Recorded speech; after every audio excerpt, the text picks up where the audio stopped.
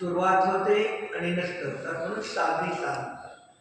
पण भूतकाळात पंचपरमेष्ठी होते, वर्तमानात आहे, भविष्य काळात राहणार. पण नाना जीवाच्या अपेक्षेने पंचपरमेष्ठी कधीच समाप्त होत नाही. फक्त भरत आणि ऐरावत क्षेत्रामध्ये षटकालाचं परिवर्तन होतात. चौथ्या काळातच तीर्थंकर होतात.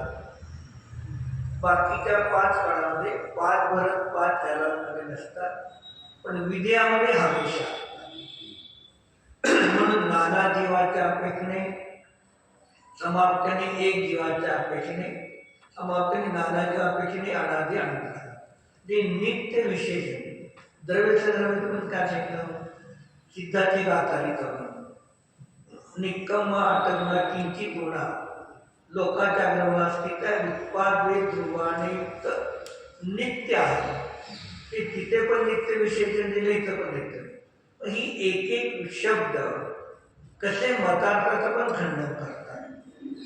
जे विशेष्य आणि विशेषण एका ठिकाणी सिद्ध भगवंताचा जीव विशेष झाला आणि ही सगळे त्यांचे काय विशेषण आहे. मग विशेषण सिद्धांचे किती गुण आहेत? कोणते?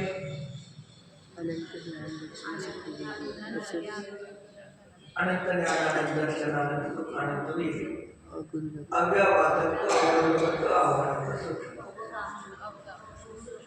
आव्हान आणि सूक्ष्म गुण आहेत का द्रव्य का पर्याय आहे? त्याला गुण म्हणतात.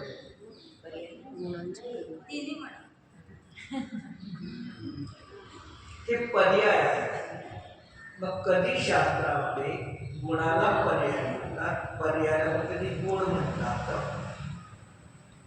बाधा नाही करत. मग पर्यायाला गुणाला पर्यायाला गुण म्हणतात. मग गुण शब्दाचा अर्थ ते पर्याय. मग हे 8 पर्याय आहेत, 8 गुण नाही, अनंत गुण आहेत. मग त्या अनंत गुणामध्ये दर्शन, ज्ञान, श्रद्धा, वीर्य, निर्गतित्व, निरायुष्यत्व, निर्वेदनीयत्व, निर्गोत्रत्व हे 8 गुण आहेत. बाकी अनंत आहे. म्हणून द्रव्य संग्रहामध्ये सिद्धांत सामान्य वर्णन केलं. मग त्या सिद्धांत विशेष वर्णन करताना निर्गतित्व, निरायुष्यत्व, निर्वेदनीयत्व, निर्गोत्रत्व असं विस्ताराने अनेक त्यांचं सिद्धांत वर्णन केलं. मग गुण कोणते झाले? दर्शन, ज्ञान, श्रद्धा, वीर्य, निर्गतित्व, निरायुष्यत्व, निर्वेदनीयत्व, निर्गोत्रत्व हे गुण. आणि या गुणाच्या ह्या पर्याय आहेत.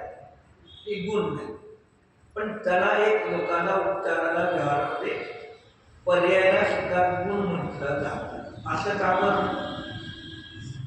पर्यायाला गुण म्हणतात, गुणाला पर्याय म्हणतात, पर्यायाला अंश म्हणतात, गुणाला अंश म्हणतात. मग असं का बदल शब्द होतो?